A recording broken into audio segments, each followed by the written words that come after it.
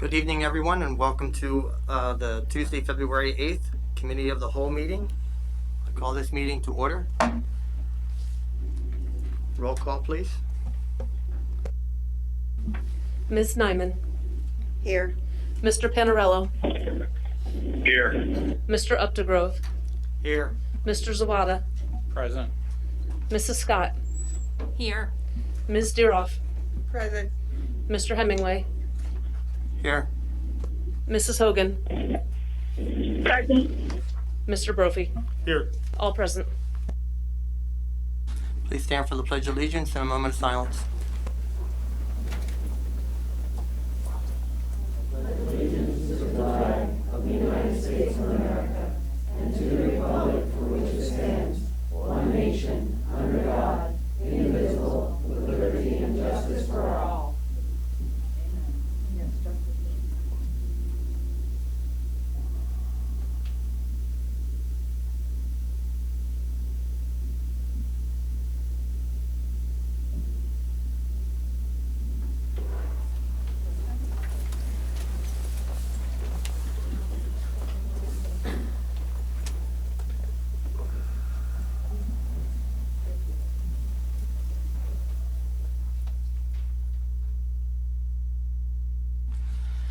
The board had an executive session today, February 8th. It lasted 35 minutes and it was concerning legal.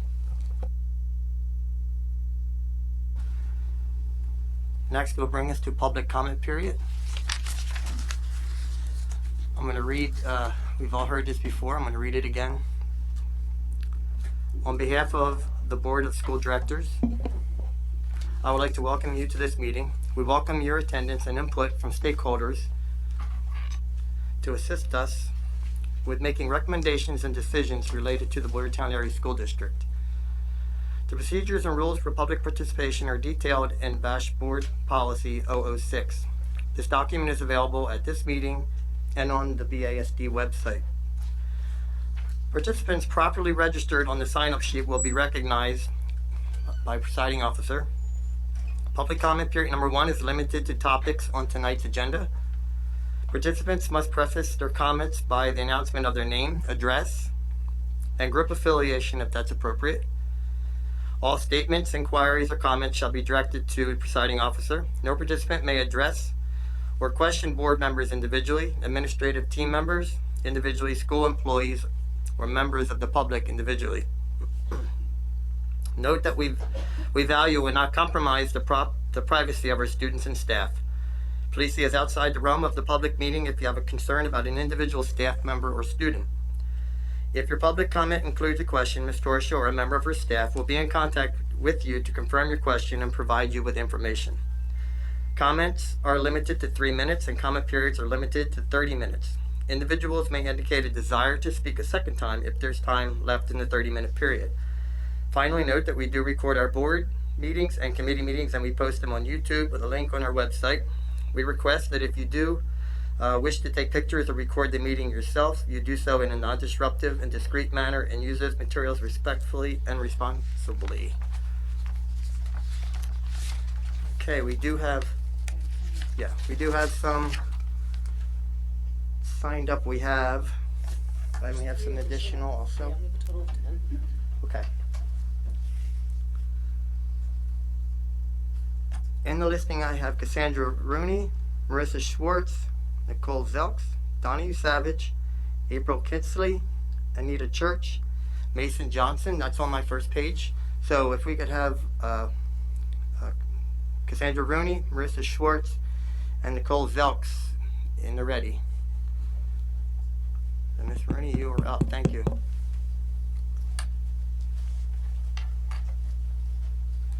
All right, the name is Cassandra Roney. Exeter is mask optional, Fleetwood as well, entire countries and states removing the COVID measures. Some may proclaim to not be aware that a simple mask would cause a distraction in the classroom. Yet, last meeting it was proven when a speaker's mask fell below their nose while speaking. She was stopped and asked to mask up, yet this isn't a distraction to the learning environment. New data shows that suicide in children ages 0 to 19 is 8 times the death rate of COVID. 8 times, just so you hear it. Injuries are the leading cause of death in children in Pennsylvania, not COVID. The 2 top leading causes of injuries are swimming pools and traffic accidents. Are we filling in the swimming pools yet? Are we keeping our children out of the car? Time magazine reports that masking kids is not a damage-free intervention. It negatively affects learning and causes significant social and emotional harm. Masking impairs verbal and nonverbal communication between teachers, students, limits facial identification, and has occasional physical side effects. American Academy of Pediatrics has declared a mental health emergency in children. As the Surgeon General recently highlighted, combined analysis of 80,000 children found symptoms of depression and anxiety have doubled in children. 1 in 4 are showing depressive symptoms. 1 in 3 are showing anxiety. It's time to shift focus away from masks and onto the faces behind them. Masks also block social referencing, which is important for developing empathy.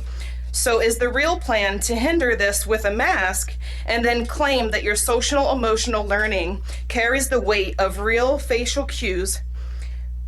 We should not be masking any child or continuing to mask pre-K children for money. We cannot sacrifice our children to the extent of hindering of their development by continuing measures that clearly cause more of an issue than the virus itself. The damage caused is irreversible for some children. Many are suffering in silence, but you can see it in their eyes and their behavior. You don't have to be a specialist. Charter school enrollments are up 37% in Pennsylvania. Families are exiting the government schools. There can be no keener revelation of a society's soul than the way in which it treats its children. Thank you, Nelson Mandela. By the standard our society now has, the soul of an abusive parent. The pandemic has turned American adults, or at least the ones who make the rules, into selfish neurotics who have been punishing innocent children for over 2 years and still can't restrain themselves. There are 2 sides to every situation. There must be accommodations and a choice, and everyone can't eat hot dogs.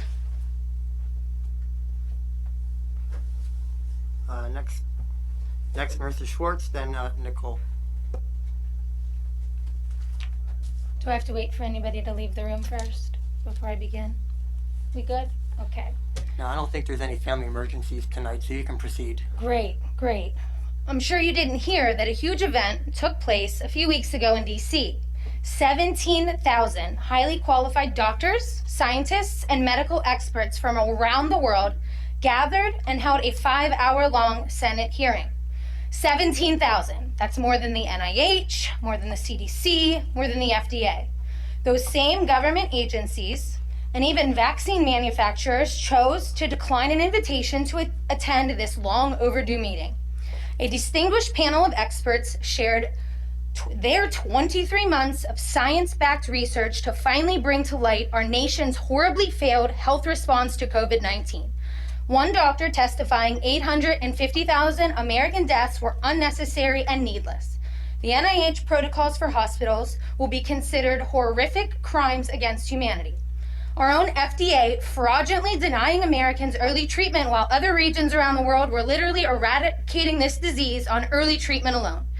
Many countries are quickly dropping all of COVID measures and mandates because of the new science, data, and facts. We cannot continue to blindly follow only one side or only one opinion. I will quote another doctor. Our public policies in managing this has had a particularly strong adverse effect on our children, and vaccine mandates are completely unjustified at this point. We cannot ignore the study on 1.9 million Swedish school children that lived in no lockdowns, no masks ever in the community, in the schools. Not one Swedish child died. Facts, truth, data matters. We cannot unseeingly follow one side without considering the other, just like we cannot consider one student's health over another.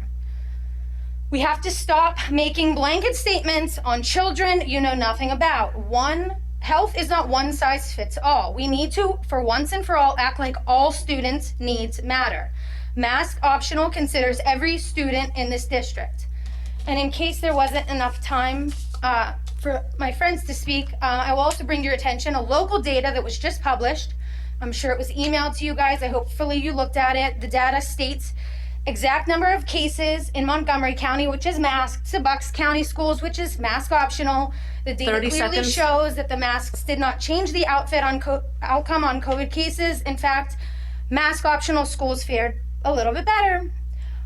We have so much data to look at, so much more data. We need to update our strategy moving forward and again, consider all students with student choice. Nicole Zelks. Thank you.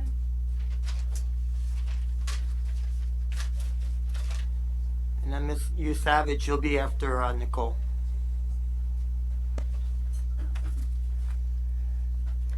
Good evening, Nicole Zelks, Colebrookdale Township. I'm asking the board to reconsider the original health and safety plan that was presented on January 18th. This plan was created by the administration by taking recommendations of experts and data. I can only assume that those that voted against this plan think that they know better than those that are the educated experts in the field of communicable diseases. The original plan, as presented, required masking at high transmission and optional at low to substantial. This plan had an exit ramp for masking, and I don't understand why this board voted against a plan that ended masking in a responsible way. I've heard repeatedly from members of this board and the community about personal freedoms and rights. Why I don't personally see masking as infringing on my freedom or right as a citizen of the United States. It is obviously that some do. However, I do believe by eliminating contact tracing in the revised plan, it is taking away a parent's right to make a medical decision for their families when their child is considered a close contact with a positive case. Doesn't a parent have a right to know that their child was a close contact to someone that tested positive for a highly communicable disease during a pandemic? By voting for this revised plan, you are voting to take away a parent's right to protect their families. For the 5 board members that revised this plan, you don't deserve a pat on the back or an attaboy, as some of you had claimed at the last board meeting. This plan lacks safety guards and does nothing to attempt to protect the students and the staff and keep them healthy during a pandemic. It was made clear to me that the revised plan was created for political purposes when a member of this board made a statement about a liberal school district. Again, I will remind you that none of you are experts 30 seconds. or have ever been educated in the field of communicable disease. So I will ask again that you follow the recommendations of the experts and reconsider the original health and safety plan as presented by the administration on January 18th. Thank you, and God bless you all. Okay, Miss U Savage, you are up. And then after Miss U Savage, April, am I pronouncing it right? Keensley? And then, please, everyone, I'd like to get through the speakers. We have Mr. Savage, and then April Keesley, Keezy, okay. And then Anita Church will be up, so just you guys are up, but for now, Donna, you have it. Thanks. Donna U. Savage from Upper Frederick Township. I'm here to talk about the approach and timing of your proposed update to the health and safety plan. You instructed administration to propose an update to the health and safety plan, quote, based on the latest data at the time the Delta variant was still in full force and the Omicron variant was starting to spike. Then you blatantly dismissed that recommendation and made up one of your own during the height of the Omicron variant spike. This was while many local businesses were closed due to illness and families were feeling the effects of the sheer volume of infections. I know that in January alone, I sent more sympathy cards than I usually send in a year.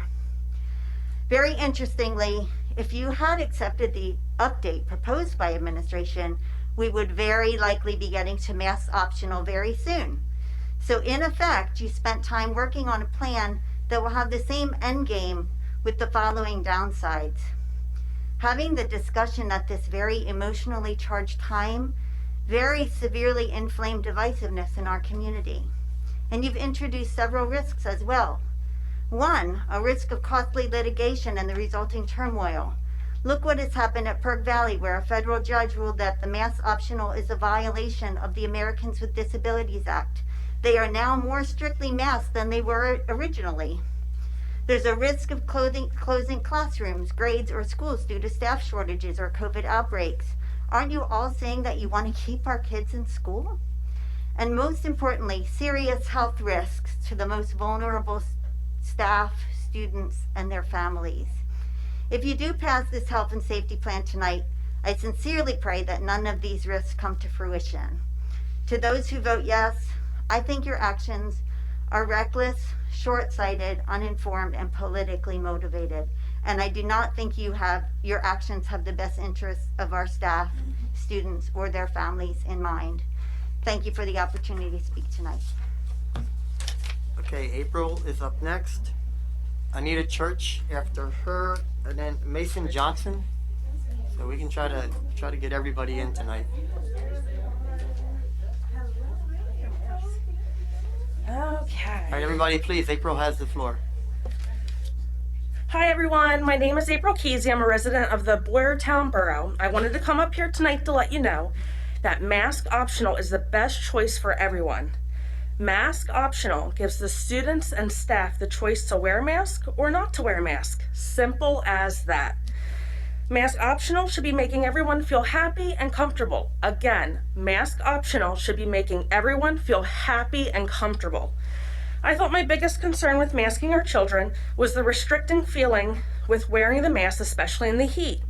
I picked up my elementary school-age child from school, and on multiple occurrences when she pulled off her mask walking to the car, her face was beet red, and she reported to me feeling lightheaded and hot. Then her anxiety episodes started. Since forever, we have been practicing using box breathing technique, which involves inhaling to a count of 4, holding in the air in your lungs for another count of 4, and then exhaling to the count of 4, whenever my child was having trouble with her emotions. My child's biggest complaint with that is the mask going up her nostrils and her unable to complete the full 4 count breath in. It is no longer comfortable to breathe like that. I've already had one of her teachers report back to me that they allow my child to do her box breathing technique properly. They ask her to unmask. It helps settle her nerves. I know my child's health and needs better than anyone else, including the school board. I approve the health and safety plan because it allows me to make choices that are best for my child. It also allows other parents to make choices that are best for their children.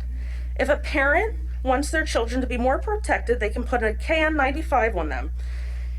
That helps protect the wearer. If they want to double mask them, they're free to. These options are for parents. And then, with the whole masking, double masking, whatever they want to wear, it can make their families feel accommodated. So just in a little bit of 4 weeks, we'll be masking our children for 2 years. These children need to get back to living without the burden to mask up. It is not their responsibility to stop the spread of a virus that will never go away. That's all. Anita Church, then Mason Johnson.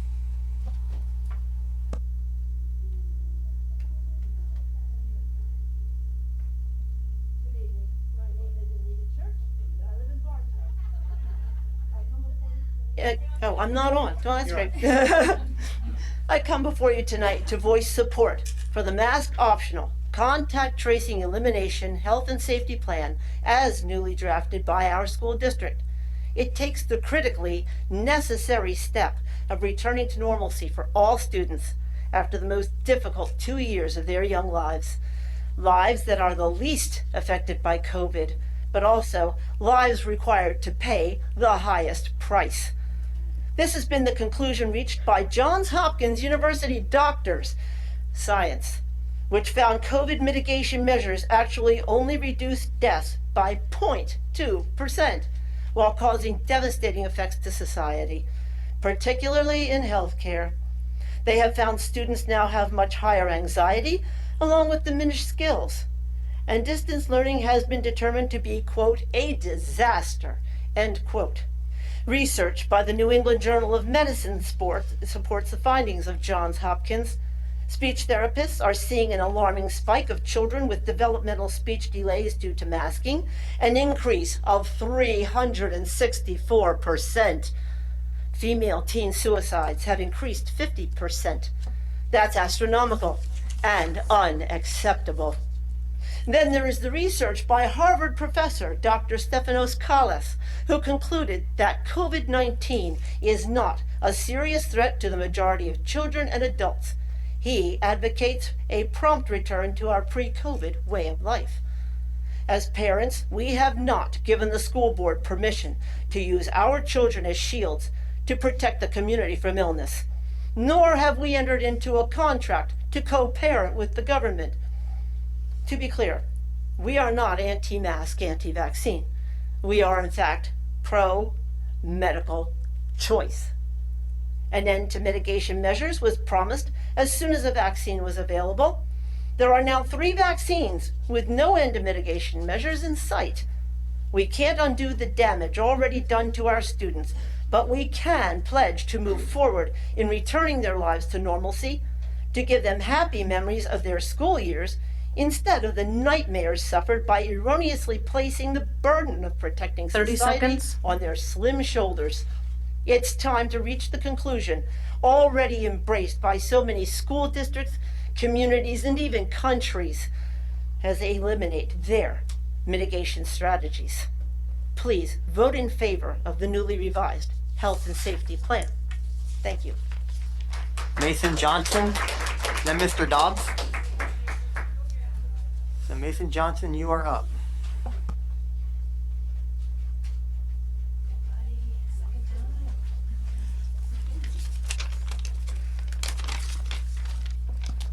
Hello, my name is Mason Johnston. I'm a 6th grader, but I no longer attend Boyertown.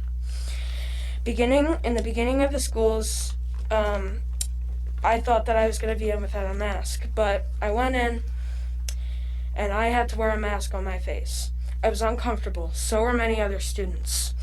So I decided to attend a virtual school. It was my decision to leave Boyertown's Middle School East because sadly, being in an uncomfortable position like that was aggravating and I didn't want to be there. When I heard that the 6th grade students had to wear masks, I was devastated. I knew that my short time at East would be painful and uncomfortable experiences. In the 13 days we had to wear masks, people still got COVID-19, like it was a cold or a flu, happening multiple times. And if we didn't wear masks, that obviously would not have happened. Yet, school board still decided to make masks permanent. So I do believe if you can't understand someone and their mask is on, or you mishear someone, it can lead to people getting upset with each other because they might think some other person is angry or ignoring them. This can hurt people's social abilities to be with their friends, and it's just not logical to have this thing on your face. One time I was asked if my mask worked, and I am not comfortable with saying what I want to say, nor am I able to, or else I will be in trouble. So sadly, I cannot say that I disagree with the science behind the masks. Now, I'd love to say in my virtual school, I'm at home, I get to sleep in, practice my guitar, drums, whatever, and turn to my work whenever I decide. Most importantly, I can breathe. I may be young and this may sound weird, but I very, very much dislike all the social media and I prefer to be outside in the fresh air. So, to finish up, I'd love to be back in Boyertown, but I will not come back until I have the right to breathe. Thank you. Okay, Mr. Dobbs, and Melissa Eshelman, and then Barb Furman. So Mr. Dobbs. I'm up next. Yes, sir. Yep. Thank you.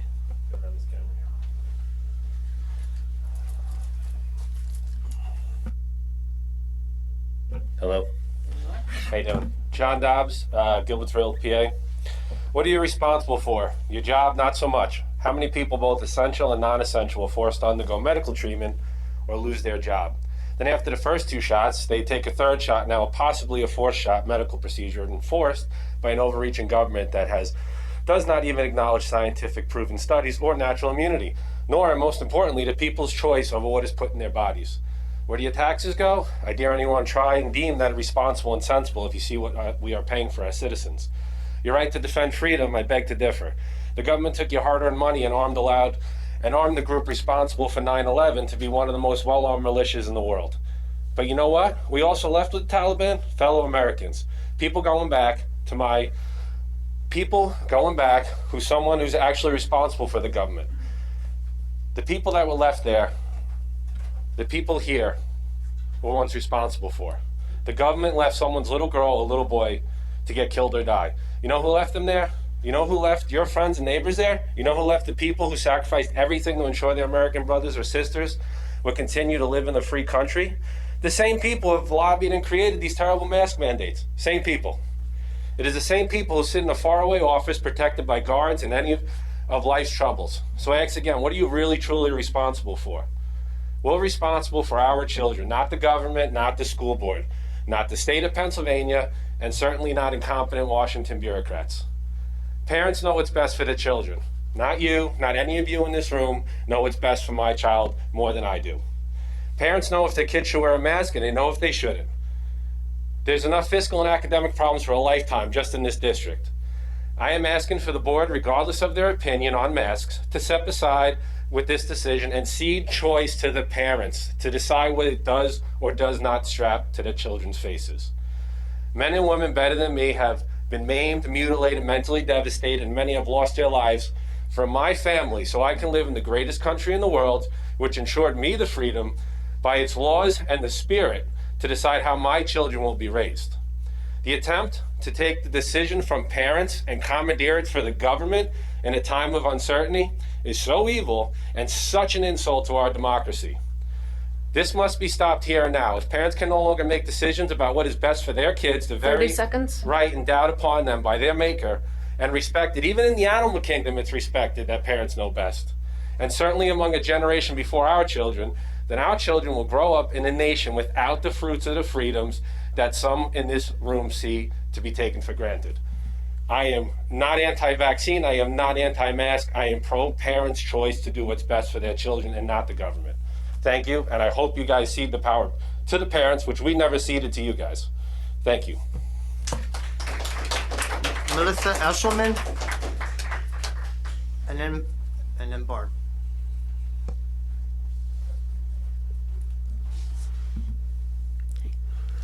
Good evening. My name is Melissa Eshelman, and I'm a resident of Bechtelsville. Parents that are advocating for mask optional are advocating for parental choice and for the freedom to make their own informed decisions of what is best for their families. We are not forcing anyone to do anything they don't want to do. We are not asking for you to do something that goes against your moral, ethical, religious, or medical beliefs. We are advocating for choice for all. Choice for those with hearing conditions that can no longer read lips. Choice for those with mental conditions that their anxiety or depression is worsened by masking. Choice for those with developmental delays where masking inhibits their ability to receive proper services. Choice for those with medical conditions such as asthma, in which wearing a mask makes it harder to breathe. Choice for those with PTSD that may be victims to assault, in which masking brings up those horrific memories. Choice for those with any and all conditions exacerbated by masking. Choice for all without discrimination. There are 0 student deaths within our district from COVID. Look at the statistics. Our children are not at risk. Medicine, medical devices, and vaccines are not a one-size-fits-all. Medical freedom is the only way. Freedom of choice without discrimination or segregation. Speaking of, want to hear something ironic? It was Holocaust Remembrance Day on January 27th, and the Holocaust Museum requires papers for entry. Yes, you heard that correctly. The Holocaust Museum is requiring papers. What's next? We must stop allowing history to repeat itself. What side are you going to be on? I'm going to end with 2 quotes from Howard Zinn, a well-respected historian who wrote a people's history of the United States. Protest beyond the law is not a departure from democracy, it is essential to it. Now let's take a moment and let the following sink in. Historically, the most terrible things, war, genocide, and slavery, have resulted not from disobedience, but from obedience. Again, historically, the most terrible things, war, genocide, and slavery, have resulted not from disobedience, but from obedience. Thank you. Barb Furman?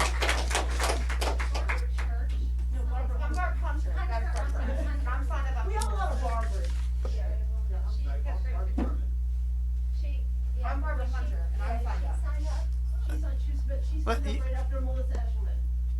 I have a list here. I'm following the order here, guys. Yeah, I do have a Barb Hunter also. We can arm wrestle to see which one wants to go first. Barb Furman and Barb Hunter would be number 11, and we can keep cruising, but we got to get cruising. So Barb Furman, you're up. You could probably talk without an attitude, though. I'm Barb Furman, Gilbertsville. The definition of a community, a group of people living in the same locality and under the same government. Local control of our public schools, not solicitors control, not administration control. They work for us.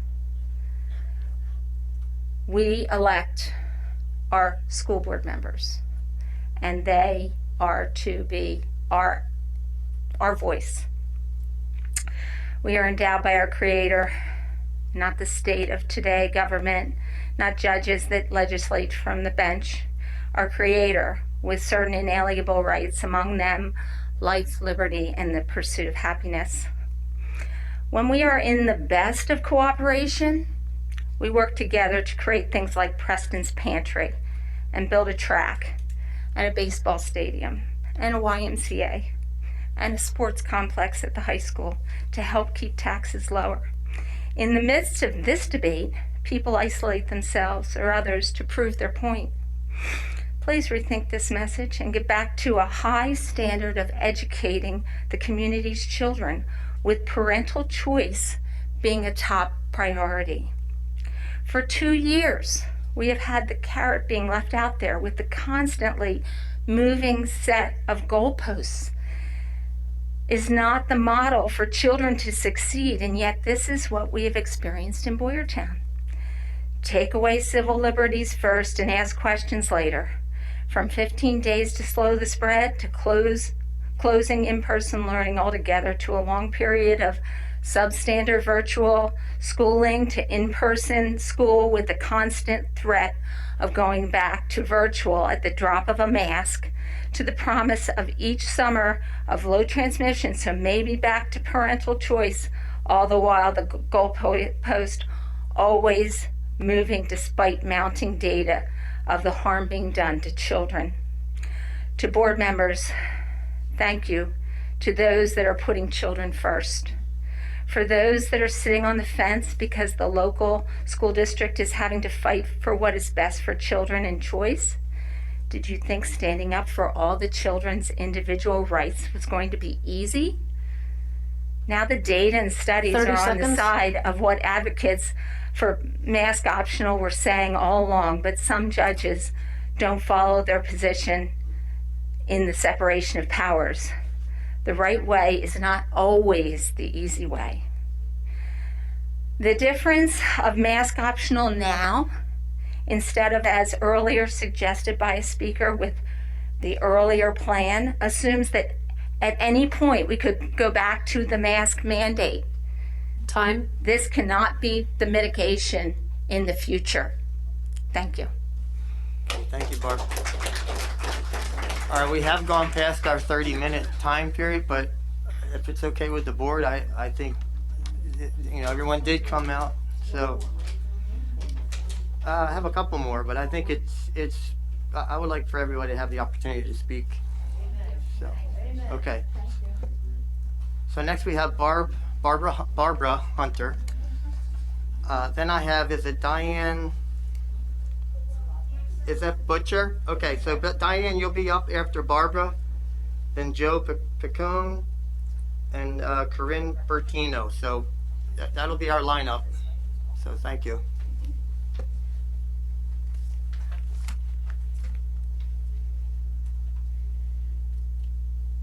And sorry, I apologize for reading off my phone. My printer was not working.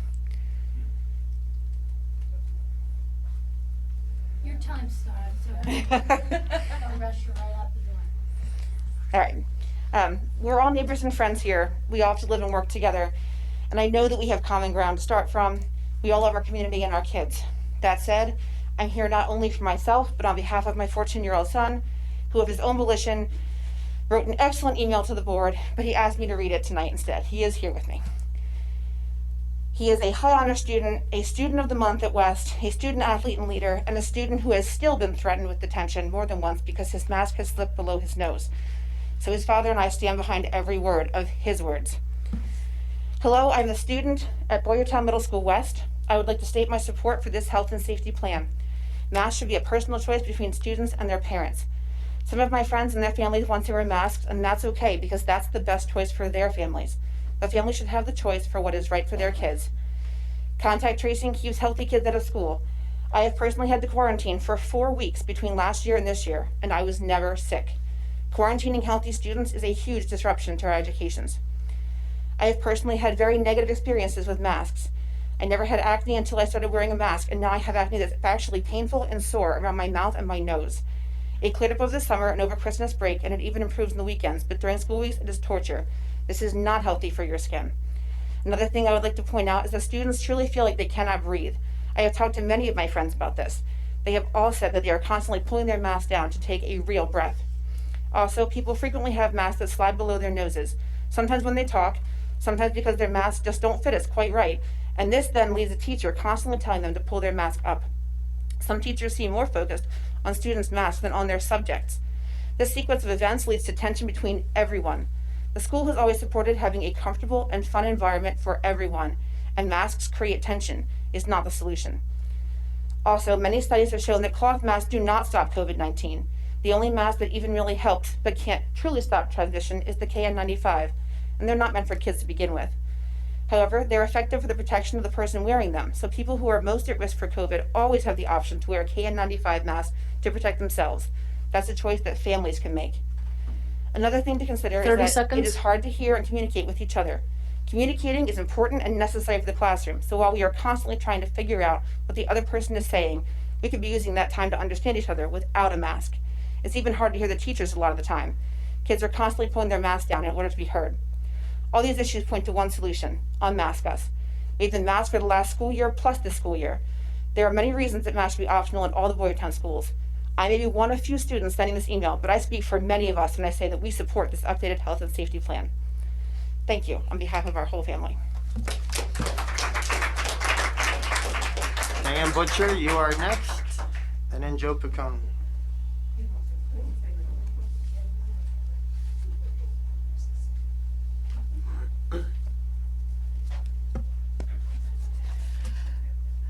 Hello, my name is Diane Butcher, and I live in Boyertown on the Colbrookdale side. Tony is my representative. I am speaking today in support of changing the health and safety plan to no more masks. As you can tell, I feel very strongly about it. I'm doing this for my child because I know more about my child and his health and needs than you ever will. I have born him, I have raised him, I know his health, I know everything about him. And I do not give permission to anybody else to make those decisions other than his biological father. Today, 2 people spoke on what health experts say. Today, February 8th, 2022, CHOP Lab has announced that school should take away the mandates on masks. You can look it up. It's online. Delaware, New Jersey, they're getting rid of mask mandates. How much longer are we going to do this? It has been 2 years. The Spanish flu lasted 1.5 years to 2 years. 500 million people died. We're at 900,000, but we didn't recount like we do the flu. Each year, they recount, they start at 0. We're just adding.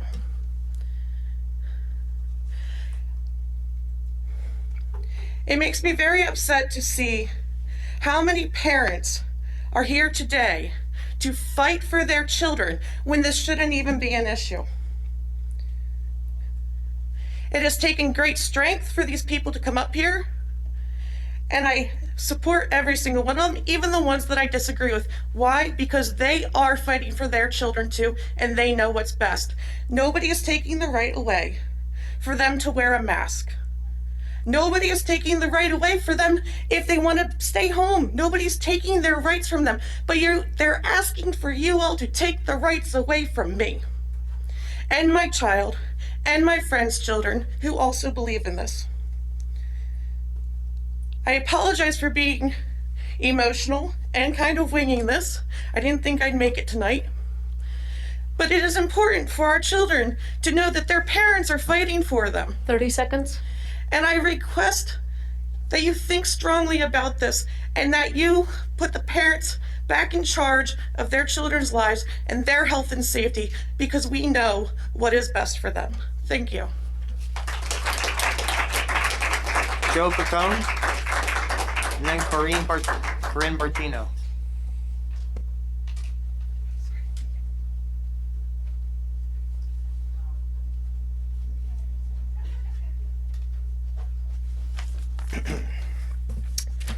Joe Paccioni, Gilbertsville. Throughout this process of assessing, rejecting, and ultimately crafting a new health and safety plan, there are 2 major and related questions that have continually gone unanswered. Where is the board majority getting their information, and who are they willing to listen to when it comes to matters of health and safety? Are you willing to listen to public input? Because the feedback from the first plan was overwhelmingly supported, continuing with masks until the data said it was safe to move to optional. Excuse me, I'm speaking. I don't come interrupt you. I'm not interrupting you. You're making a mockery of me taking selfies. You make a mockery of yourself. Everybody, please let him speak. Thank you. I'll continue. Feedback from the first plan. Marissa, could you please let the man speak? If you have something to say, say it. You have no credibility, so. I don't really care. Continue, please. Thank you. The first plan overwhelmingly supported continuing masks until the data said it was safe to move to optional. By my count, over 400 people submitted feedback to the second plan, and again, by a large margin, the public rejected the notion of getting rid of masks and contact tracing. But I doubt public input means anything, because if it had, you'd have followed what the public demanded and voted in favor of the first plan, or at the very least, having seen that once again it wasn't what the public wanted, scrapped voting on this one tonight. Are you willing to listen to experts? Apparently not, because the CDC, the Department of Health, the American Academy of Pediatrics, innumerable doctors, virologists, epidemiologists, public health experts, and experts in education recommend universal masking and contact tracing. They recommend moving to virtual if around 5% of the school is tested positive in a short period of time. Why do you believe that you know better? We are owed an answer, and what you feel is better is not acceptable. Because facts do not care about our feelings, viruses do not care that we are over them, you are not experts in public health, and frankly, neither am I, which is why I and others have begged you to listen to those that are. Are you willing to listen to the courts? Just yesterday, a judge ruled that masking must stay so as not to violate the Americans with Disabilities Act in a district just down the road. This after a newly elected majority, claiming a mandate from the people who elected them to get rid of masks, did so without giving factual or health or safety related reasons. 30 seconds. It doesn't seem fiscally responsible to follow in their footsteps, knowing the fact pattern here is going to be nearly identical should families of vulnerable students bring a similar suit. Everyone on this board claims to care about kids, claims to care about their safety, claims to care about our staff and our community, but actions speak louder than words. Voting down a sensible compromise plan in favor of made-up numbers goes against that. You're choosing to deny reality, with the only plan being to hope that if we pretend hard enough that COVID isn't a thing anymore, maybe we can make it so. This plan can't even be called a plan. It's reckless and irresponsible. Thank you, Drew. Sorry. Hey guys, this isn't a discussion. Next up is Corinne Bertino.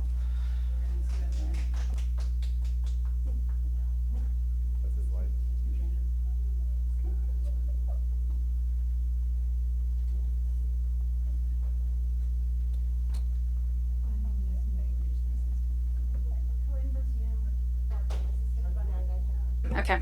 Corinne Bertino, Bartow. I appreciate all your time, and you've heard me speak many times. I'm not ignoring you tonight.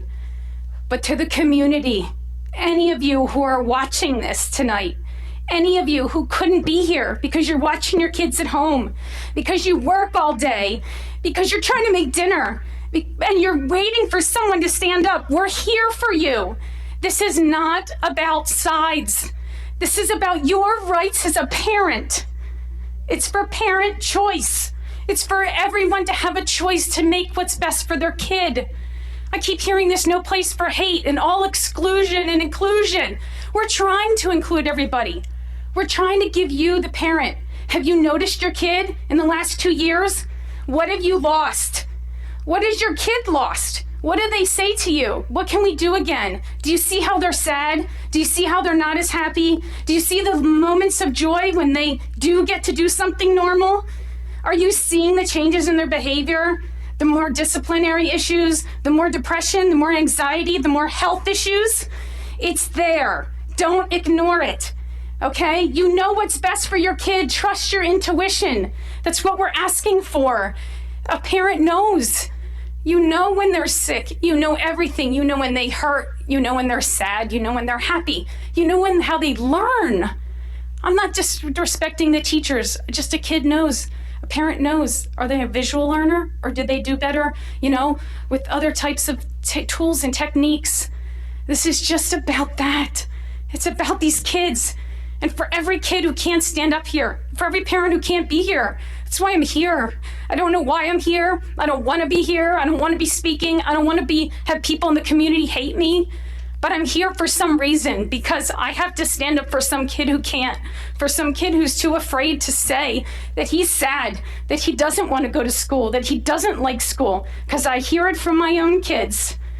And for all of those who talk about children with immunocompromised, I know it. I have one. Okay? There are ways to not live in fear and do what's right for your kid. And I also have a kid who's immunocompromised, whose doctor said they should not wear a mask, and I am denied. Their doctor is denying the right of me and their doctor. So I ask for parent choice. That includes everybody, for everyone to make the right choice for them. And at the end of the day, I just pray to God on all of you that He gives you wisdom and discernment and peace through all of this, so you can go forward in educating our kids. Thank you.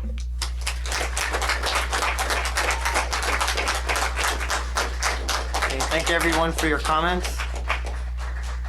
We're going to move along, board. We're going to approve our minutes. Looking for approval of the January 25th, 2022 Board of School Directors meeting minutes. Motion. First from Mr. Updegrove, seconded. Any comments from the board? I've had on the phone. We checked in with them lately. They are still there? I believe they are there. Okay. Let's go to a vote then. Thank you. Ms. Nyman, Yes. Mr. Panarello, Yes. Mr. Updegrove, Yes. Mr. Zawada, Yes. Mrs. Scott, Yes. Ms. Diroff, Yes. Mr. Hemingway, Yes. Mrs. Hogan, Yes. Mr. Brophy. Yes. Motion passes. Okay, I'm going to hand it over to you, Ms. Torsha, for the superintendent's consent agenda. And continue. Thank you, Mr. Hemingway. The only item under the superintendent's consent agenda is for the Board of School Directors to approve the overnight trips as listed.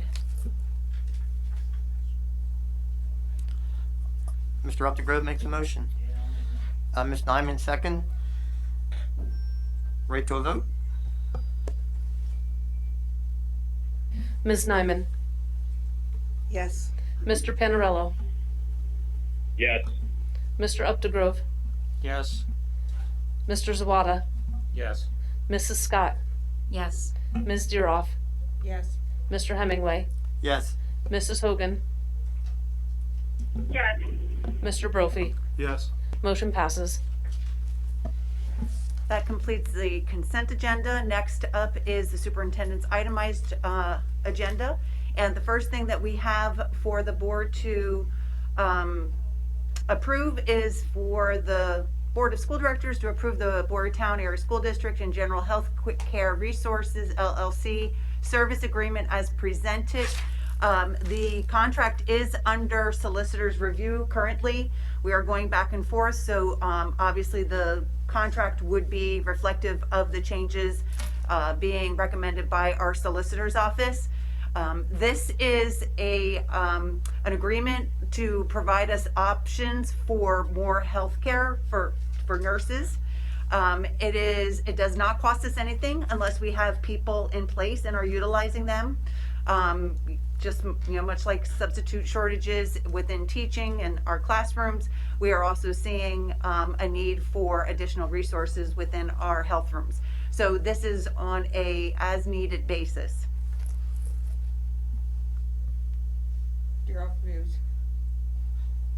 Zawada seconds. We have a first from Ms. Deeroff and Mr. Zawana, seconds. Any discussion or questions? Is this in line with what we pay our healthcare workers, or? This is in line with what we pay other contracted services for healthcare.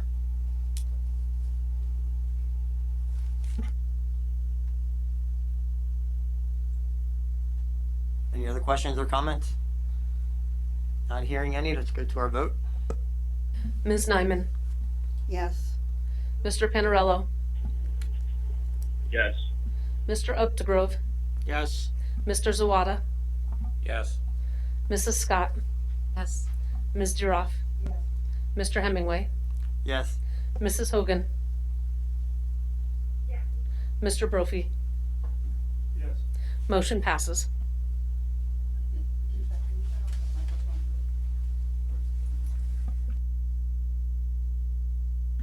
Thank you. And next we have on the itemized agenda is a revision that we have made to the 22-23 Boyertown Area School District calendar.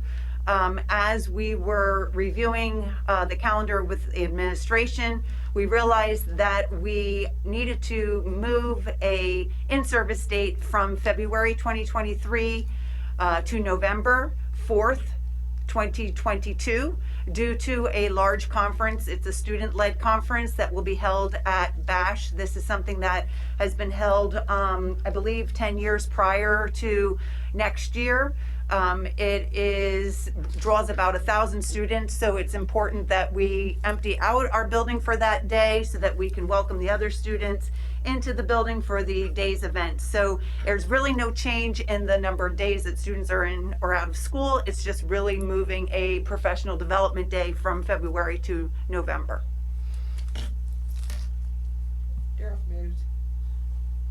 First by Ms. Deeroff. Mr. Updegrove, seconds. Any questions or comments? Ms. Nyman? With all the chaos going on, and should we be in a shutdown mode, what would that do?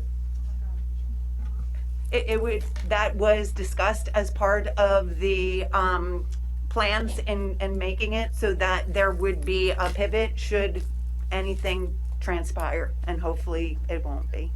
But we do have things in place. Any more questions or Thank you. comments? Okay, let's go to a vote. Ms. Nyman, Yes. Mr. Panarello, Yes. Mr. Updegrove, Yes. Mr. Zawada, Yes. Mrs. Scott, Yes. Ms. Deeroff, Yes. Mr. Hemingway, Yes.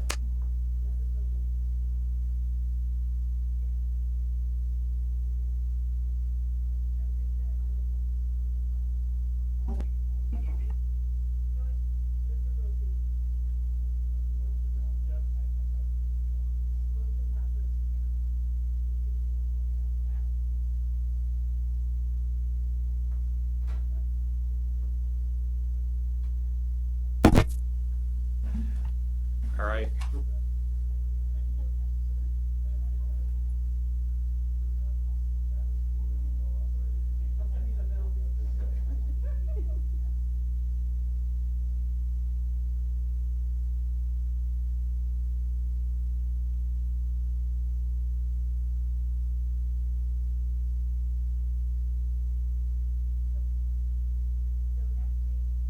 Next, we have on the agenda the Boyertown Health and Safety Plan, and that the recommended action is that the Board of School Directors approve the revisions of the 2021-2022 Health and Safety Plan as presented with implementation of the revised plan to go into effect on Monday, February 14th. To review the changes that were requested as they sat on the webpage for the past 5 days.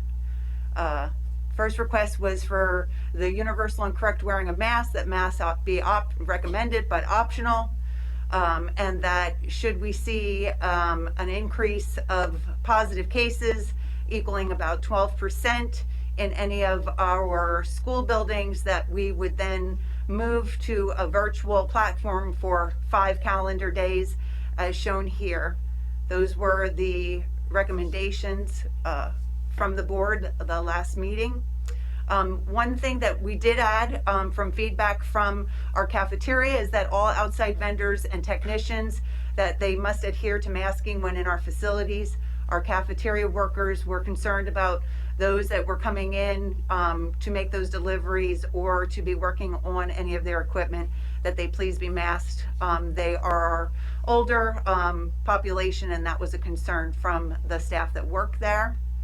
There were no other changes within the plan. I don't have anything else bolded in that part. We had no changes under modifying facilities or cleaning and maintaining. There were no changes there. The next changes that were recommended was that under contact tracing in combination with isolation and quarantine, that we would contact trace that close contact notification for positive cases in classrooms, cafeteria, and buses.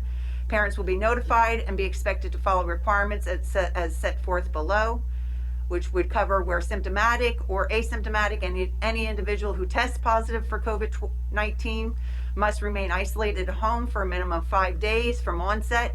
If symptoms resolve and if fever-free for 24 hours, they may return to school or work on the 6th day and must wear a mask through the 10th day. So days 6, 7, 8, 9, 10, should that be 5 days of school, people would be expected to wear a mask upon returning from a positive case. In the event that any student, staff member has been identified as a close contact by any health authority, regardless of the nature of this contact, they are encouraged to monitor for symptoms and may return to class or work as long as they remain symptom-free, are not placed under official quarantine orders from that health authority. Procedures following exposure, close contact. If a student or employee is exposed to someone who has a known positive case of COVID-19, if symptomatic, regardless of the level of exposure, the student employee is to remain home for a minimum of 5 days from onset if symptoms resolve, and if fever-free for 24 hours, then they are able to return to school or work on 6th day and must wear masks through the 10th day. If asymptomatic, regardless of the level of exposure, the student employee is able to continue to come to school so long as they remain. And then we kept the additional resources there for isolation and quarantine just as resources.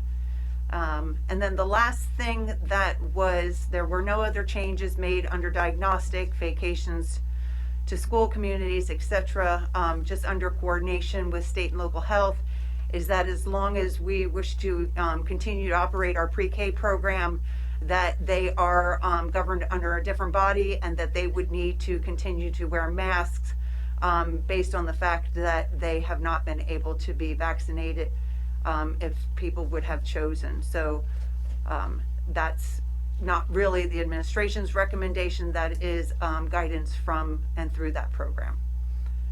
And we would put this into effect on the 14th of February.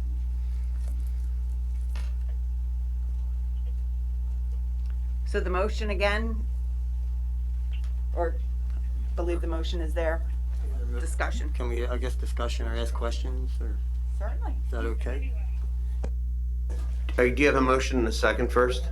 I don't know if I do, I'm sorry. So I will repeat the motion.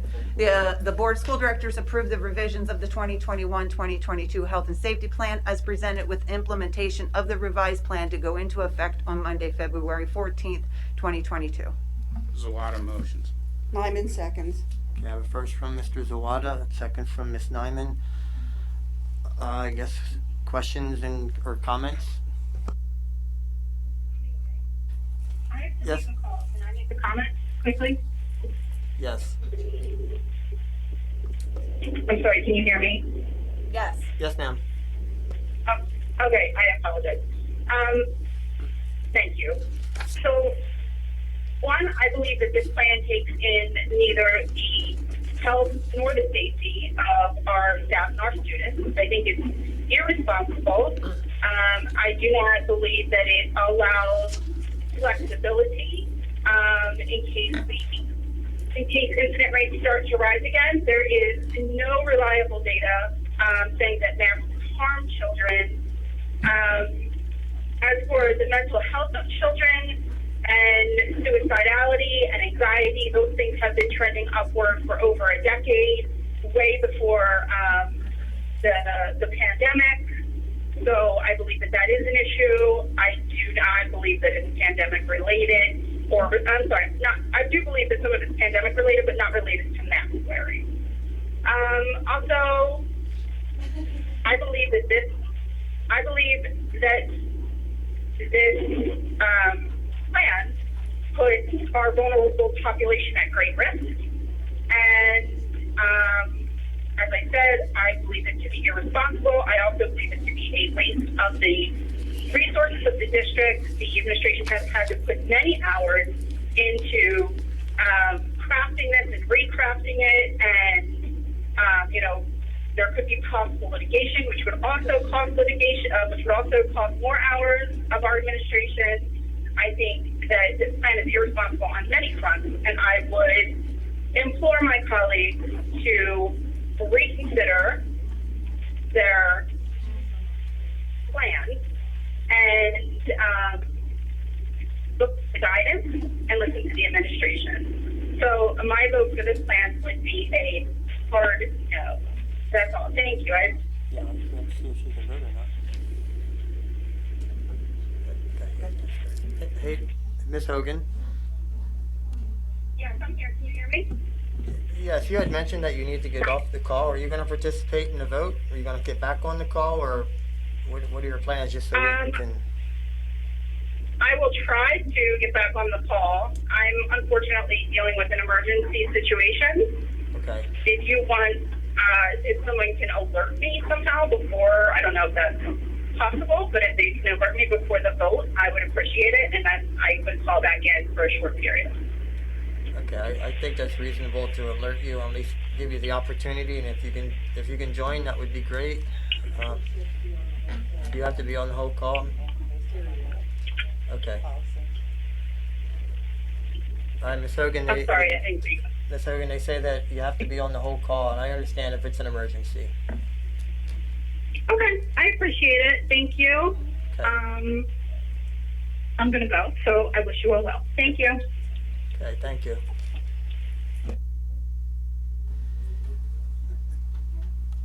Mr. Zawana? Okay, in light of some things that have happened, with our school districts to the east of us, I think it'd be prudent to try to show, look, we're gonna get sued, but, that we should be trying to help our special needs children. And I would like to see, if possible, that we would give an N95 masks to those children that the administration deems, and also possibly also offer clear shields over that mask, which again would protect them as much as we possibly could in a school environment. So I agree with the contact tracing. I do believe 100% that we should be keeping parents knowledgeable that their child did get in contact with somebody, and I agree with the quarantine end of it. But I'm just concerned right now, if we're going to change some of these stuffs, that we do try to take care of our special needs children. The only thing I would caution you on, Mr. Zawada, is I'm not sure of the availability of N95 masks currently right now. I know that there are some that are supposed to be here. I don't know what our stock is, so that's a very difficult, negotiable for students, and again, that would be, based upon parent preference as well within that, their disability category. According to our government, they're supposedly giving them out right now at 4 or 5 apiece per person and family. 3? It's 3 at a pharmacy. Well, 3. My daughter is in the health field, and when this all started, her N95 had to last 2 weeks. So, and that was in a severe situation. So I agree 100% with you, Ms. Torshi, that possibly we can review that and do what's best for us. If I have to drive to Canada, I'll go up there and get them for us.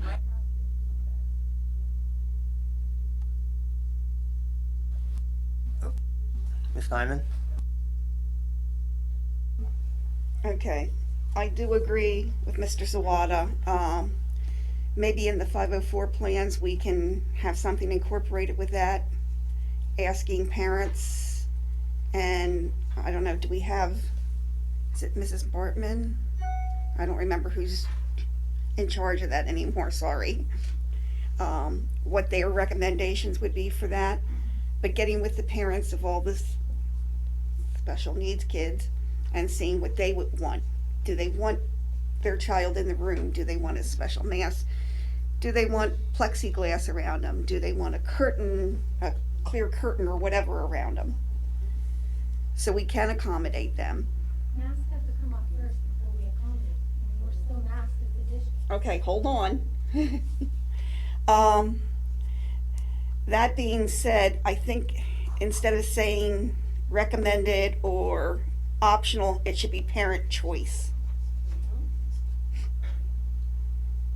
I'm just hearing a lot of choice, so maybe we need to switch that to parent choice or something. But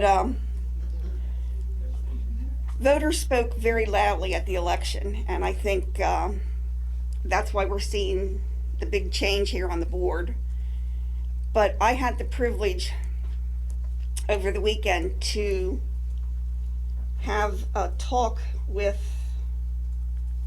hold on, a gentleman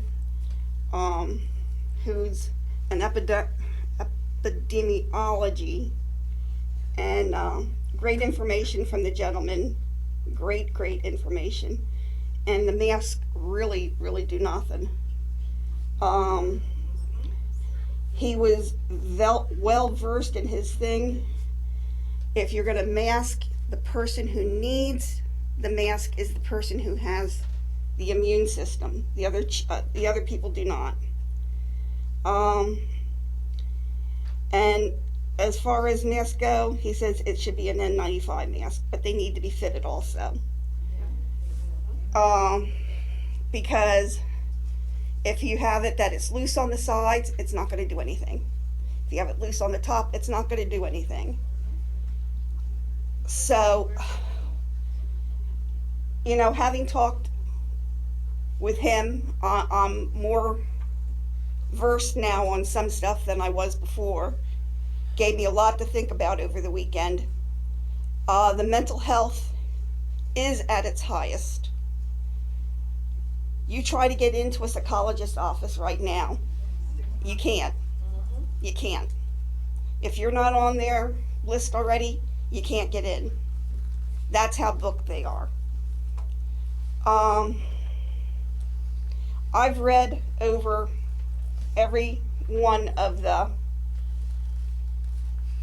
things that came in on our website. I read everybody's, whether you were for us, against us, whatever. I read them all.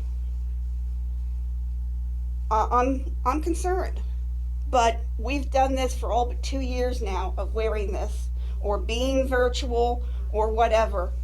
It's time to do something different. Our children deserve it. And I'm willing to accommodate other people with special needs. I'm willing to do that. But we need to accommodate all of our students. All of our students have a right to their education, and they're not getting it. Again, tonight we heard from someone that spoke about a child having an immune compromised, and they were denied.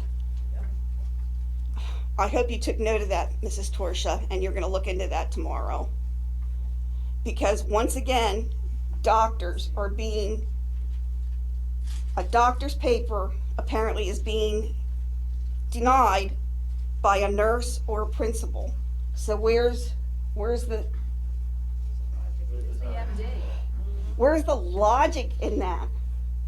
A doctor has a lot more authority than a nurse or a principal, and the doctor sees these children. So how can we deny a doctor's note? I'm sorry. And I just hope, Mrs. Torsha, you look into that tomorrow, because that's very disturbing again.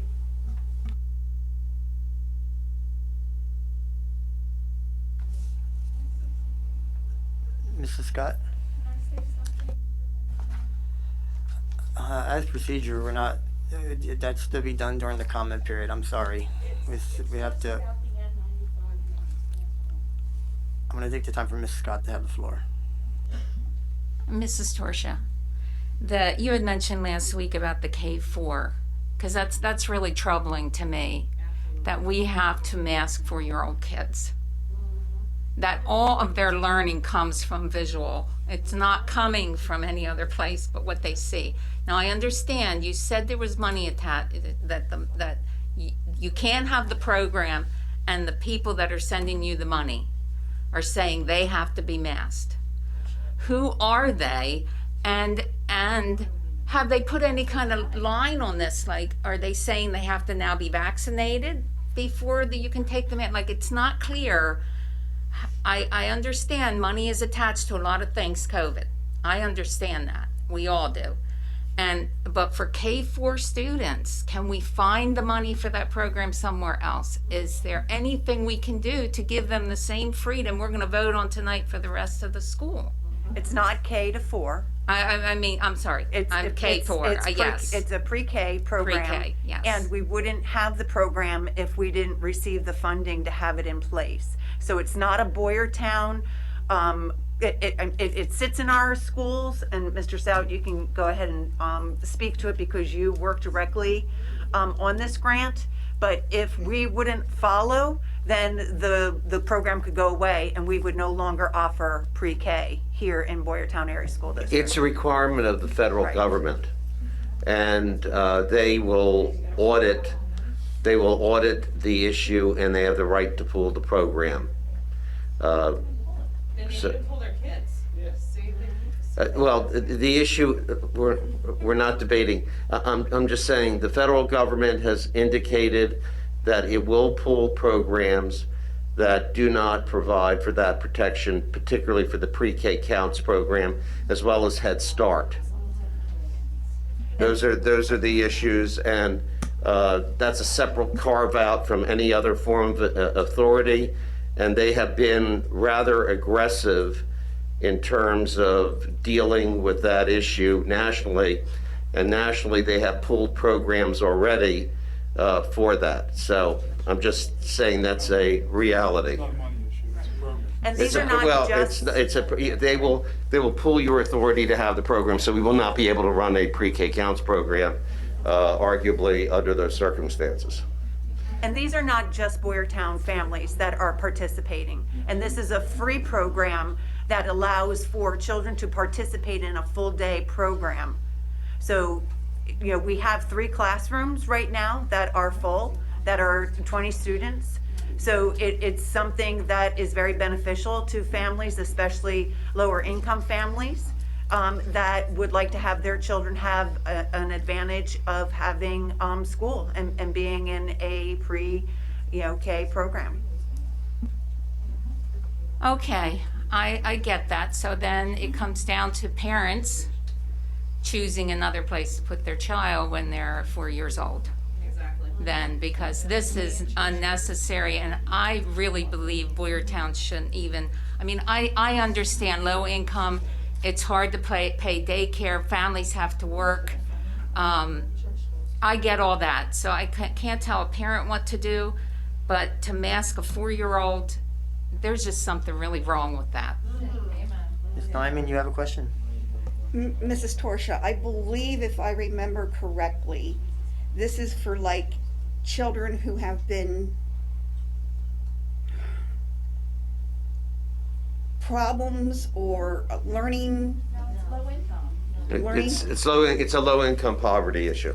Okay.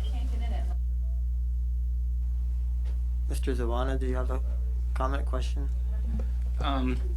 I believe when Ms. Nyman said parents' decision, basically when we absolutely go to mass optional, it'll be the parents' position.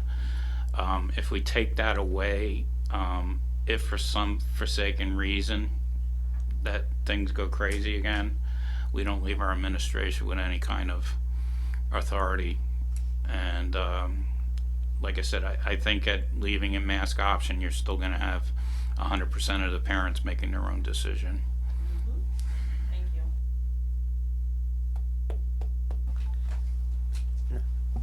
I just have a couple questions or comments.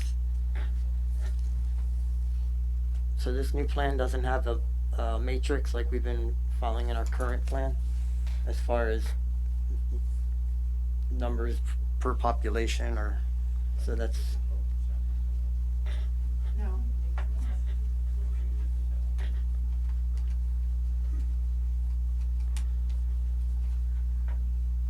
It does not. It has that you will move directly to providing masks being optional, no matter what the incidence or positivity rate would be. Okay, so the current. The only transition, the only information that you have in here to move is once 12% of a student population building would be positive. Right. Straight to virtual. Would go straight to virtual, yes. As well as classes too. It's not just a school. Yeah. It's classes. Elementary classrooms, the board did say if we had 4 individuals that are positive in a classroom, the classroom would move virtual for 5 calendar days. Okay, I'm just trying to kind of just see the difference between what the plan that we are running under now, and someone mentioned that we're tired.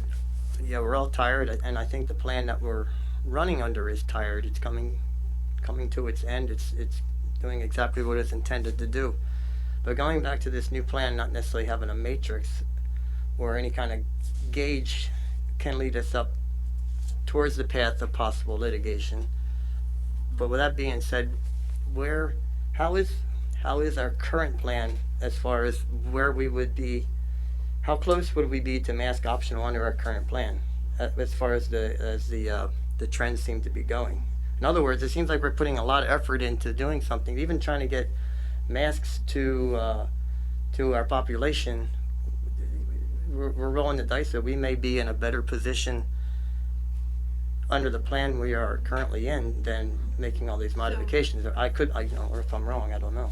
So the recommended plan from the administration was to move to mask optional when we left high transmission and moved into substantial, which would be that we would get under 100 per 100,000 cases in Berks County, as prescribed here in Boyertown, which is at 202 currently. Mr. Zawada? So, turned it off. Talked earlier about using just zip codes of the school district. And then also the discussion was about per building. I don't know if that's feasible or under the law. You know, if we keep that number at 100, and is that number at 100 in stone? Does it give you any latitude that if we see numbers trending down that you could say, okay, we're close, we can change?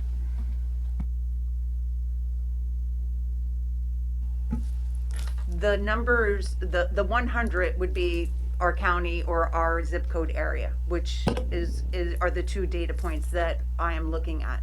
So right now, Boyertown proper is about 203, and the county of Berks is 242 per 100,000, which continues to keep the areas in high transmission.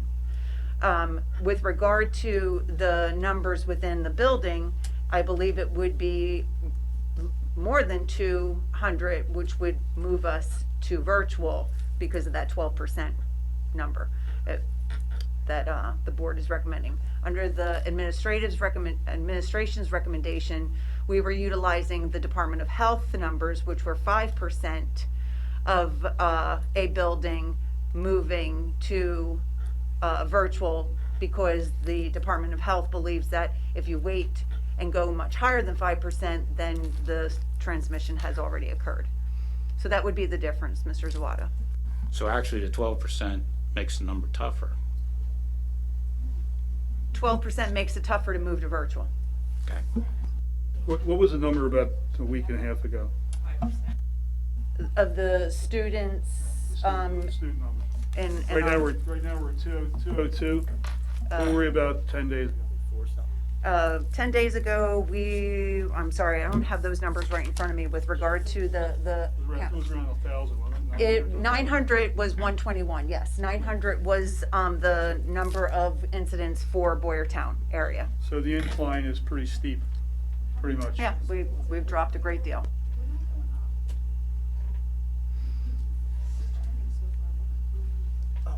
I'm sorry, Mr. Updegrove. Go ahead.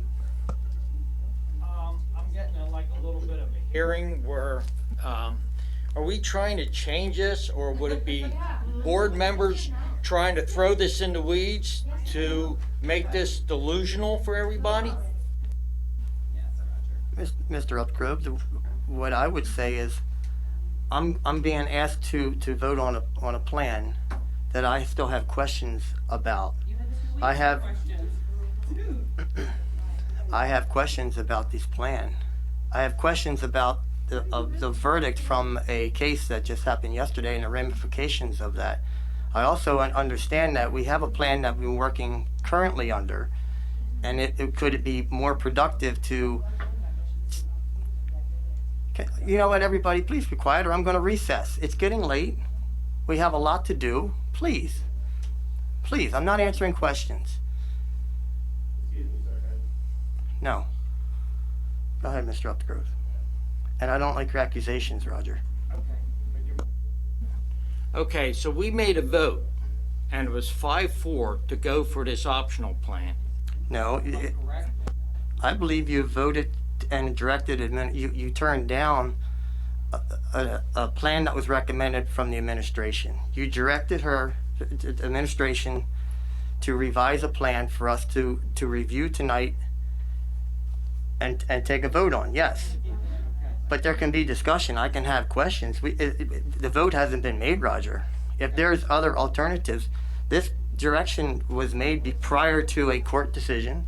Our numbers are now at 200 as opposed to close to 400 of last week, opposed to 900, not that far. So I'm seeing, are we going to be where we would have been in the first place without all this disruption? That's a fair question, fair statement. I think it's reasonable that I ask that and not be accused of anything.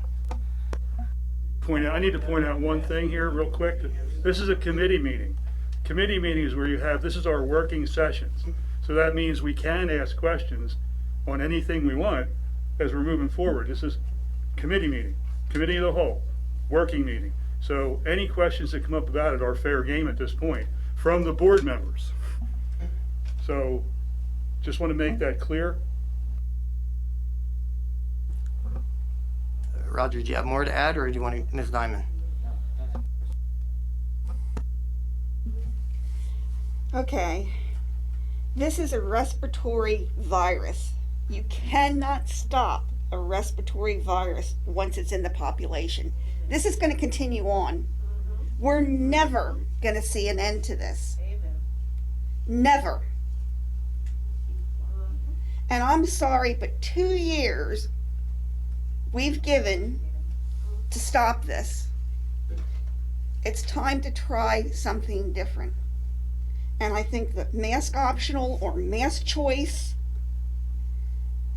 I'm willing to go either mask optional, mask choice, because it is a choice. It's a parent's choice. It's a child's choice. It's my choice. It's your choice. It's everybody's choice. But if this goes to litigation, it won't be any of our choice. That's the risk that you have to be willing to take, Chris. Yeah, grow a pair. You have to take the masks away for there to be litigation. We haven't even taken the masks Please, away. please, everyone. Marissa, can you settle? Either way,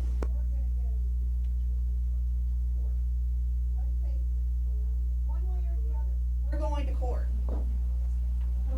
What?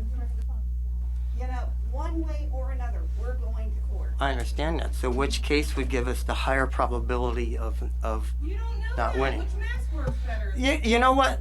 Enough. Please. Okay? Here you want us to cooperate and we can have a discussion. Y'all gotta act like clowns. Stop. I'm not talking to you guys. I'm talking to my board. We follow your lead with the clowns, with the circus, guys. We follow your lead. Call this meeting back to order. Call this meeting back to order. Where we left off, we were discussing the motion on the floor. Any other questions, comments? Ms. Nyman? I have two more questions. If parents will be required to get an urgent care hospital or doctor's office to test their child for COVID, if not, pro-maskers can do home tests and share pictures of positive results to force the district to shut down. So, home tests should not be allowed. It should be a hospital test, urgent care, doctor's office. It shouldn't just be, just say to me, I do a home test on me, comes back negative, but I know somebody who has positive, I can send that to you and say I'm positive. People are that crazy. That's one of my questions. I guess the opposite could occur too, and you could just share your negative test and you could return. So we're not collecting test data, and we take the positive tests from the state, and we can check positive tests there. So as far as the positive tests, I'm not really sure. I don't believe people aren't going to want to move to virtual. People are requiring or asking to remain masked. But I'm not hearing moving to virtual at this time, so I don't believe that what you're sharing is going to be relevant in any decision making moving forward. But if it's a home test, I know for work, I can't do a home test. I have to either go to a place that does them, to a hospital, to urgent care, whatever, and produce their findings, not a home test. The Test to Stay program is being promoted by the state, which is offering people to test to be able to stay. So if we're allowing negative test results from these home tests to stay in school, why wouldn't we accept the positive tests as a result of a person saying that they have COVID at this point.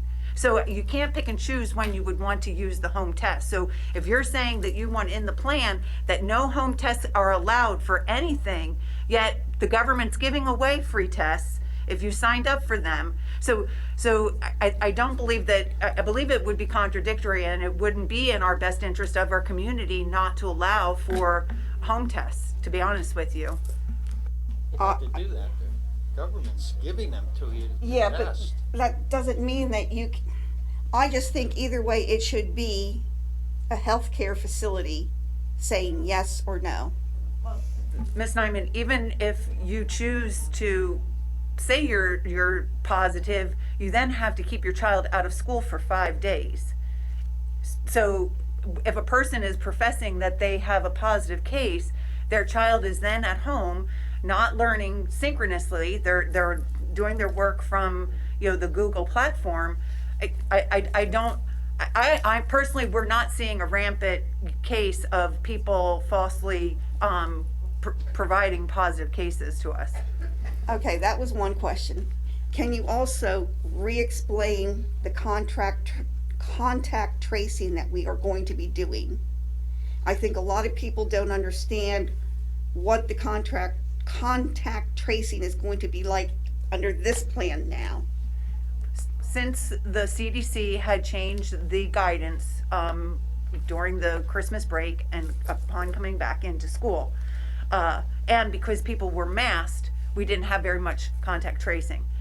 So should we be moving to mask optional and less students being wearing masks, any exposure to a positive case, a known confirmed positive case, a letter would be going out routinely to families saying that your child has been exposed and that quarantine would only be expected if your child was symptomatic. So we're not going to be, right now, we typically are telling people or have been telling people that they would need to quarantine. Once this new plan goes into place, a letter will be given and parents are going to be required to observe their child. And if they're sick, keep them home. If they're healthy, keep them in school. Thank you. I think that's, a lot of people were not understanding that whole thing, so I thought it was better for you to explain than me to try to explain. That's really the cornerstone of the whole program. If you're trusting the parents to not send their kids into school when they're sick, and that's the cornerstone of going to mask optional. If you can't rely on the parents to keep the kids home when they're sick, then that mask optional will fail. Anyone else? Mr. Panarello, anything since you're on the phone that you want to say? No, I'm prepared. Go ahead, Mr. Updegrove. I'd like to call for a vote. Mr. Sultanic, do we need a second and a vote to vote? We have a motion and a second, so We can go right to the vote go then. ahead and go right to vote. Sounds good. We'll take our vote. The motion on the floor is the Board of School Directors approve the revisions of the 2021-2022 Health and Safety Plan as presented, with implementation of the revised plan to go into effect on Monday, February 14th, 2022.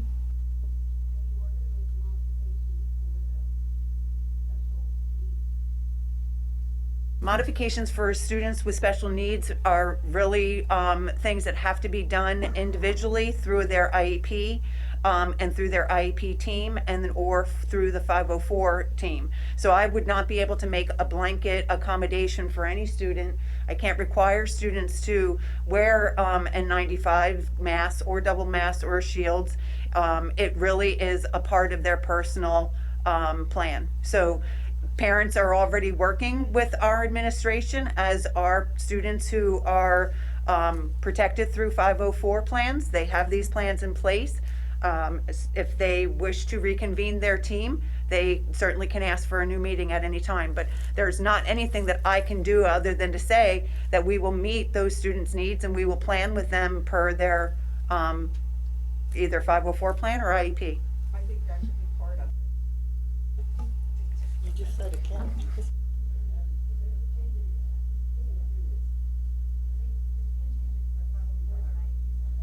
Is that, The 504 issue is an individualized issue that can be implemented. I think the administration can follow up on that as a matter of practice, but does not need to be in the motion itself. Mr. Zawada, I saw your hand up. No, just. Okay, well, do a vote. Yes. Mr. Panarello, Yes. Mr. Updegrove, yes. Mr. Zawada, Yes. Mrs. Scott, Yes. Ms. Deeroff, No. Mr. Hemingway, No. Mrs. Hogan, not present. Not here, and she's not eligible to vote. Mr. Brophy, No. 5 yes, 3 nay, 1 not present, motion carries. Okay, next, personnel.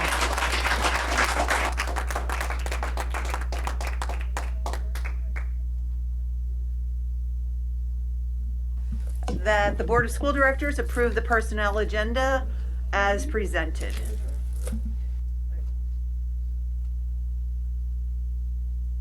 Just confirm motion for the personnel. Ms. Nyman moves. Brophy second. Mr. Brophy seconds. Any questions or comments? Go to a vote.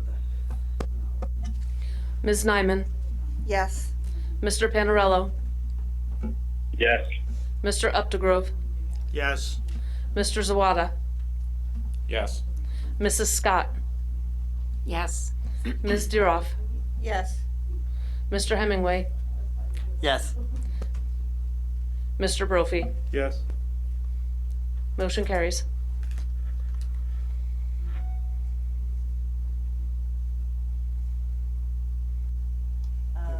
That completes my report.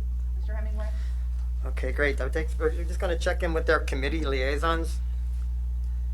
BCIU would be Ms. Hogan. I'm sure she'll have an update next time. BCTC had started with a little confusion, but I understand that Mr. Updegrove, do you have anything that you wanted to say from that meeting? I understand you got an award. Yeah, I did get a reward. If there is an issue as far as me resigning and being putting back on the board, I would appreciate it. I think I like the way it stands. Curriculum and Student Services. Anybody to report on that? We met our first time together with the administration. We've laid down basically our ideas, and we're gonna get more into it in the next meeting next week. Ms. Deeroff, any, just checking in with you on facilities, anything to, No, I'm going over all the new jobs and so forth right now, and trying to get a handle on everything. So I'll have a report.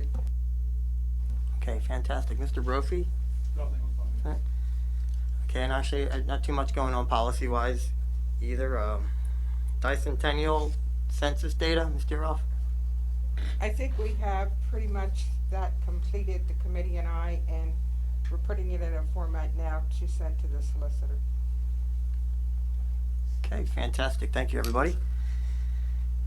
That's going to bring us to board comments. I'm just going to go around the room, including the phone. So Miss Nyman, you're up. Don't have a lot to say. Thank you for Mrs. Torsha for putting all this together. And parents understand this does not go into effect until the 14th. So, see what happens. Thank you.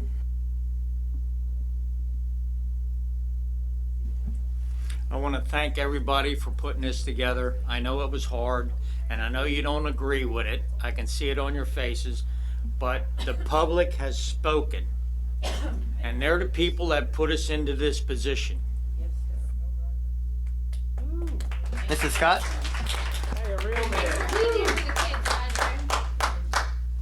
Yeah, I was basically going to say the same thing, when you're sitting here, and it's hard. There's a lot of different things you have to look at, but we can't forget the people that put us here. You cannot forget the people that put us here. They knew who they were voting for. They knew, I know I wasn't voted for, I was appointed, but you guys knew from the interview what I stood for. I didn't hide anything, and so I say thank you, parents, and just keep letting us know if we're on target or not, with your kids. Thank you.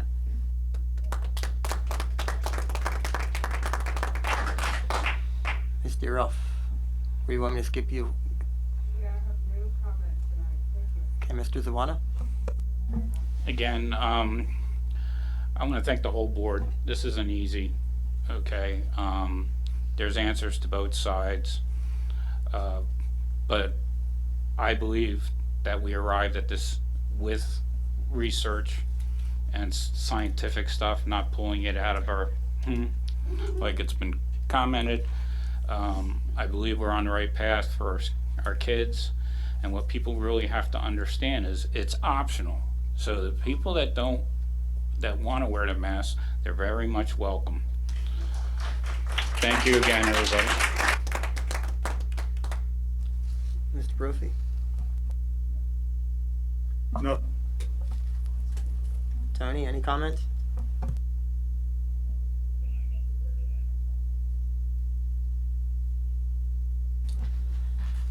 Okay, I just want to say thank you to the administration for their tolerance and patience, and appreciate your hard work. And I know that our community is the ones that put us in this position, but I'm just curious to see what position this board just put us in. So time will tell. I have a feeling that by the time this plan goes into effect, I'm hopeful that we would be where we all wanted to be in the first place. But anyway, thanks for everybody for coming out. And honestly, we all need to leave here as a community. This is a battle that from the beginning, this COVID has been dividing. It's been nasty. It's been horrible. We've been mean to each other. Let's all just stop, okay? Let's get on with it. Let's go on to greater things, back to our children, and everybody have a great night. Thank you for coming out. Any announcements before we go? Just some upcoming meetings, February 20th. School directors meeting, 7 o'clock, March 8th, committee of the whole, and March 22nd. Motion to adjourn? Ms. Nyman? Brophy seconds it. This meeting is adjourned.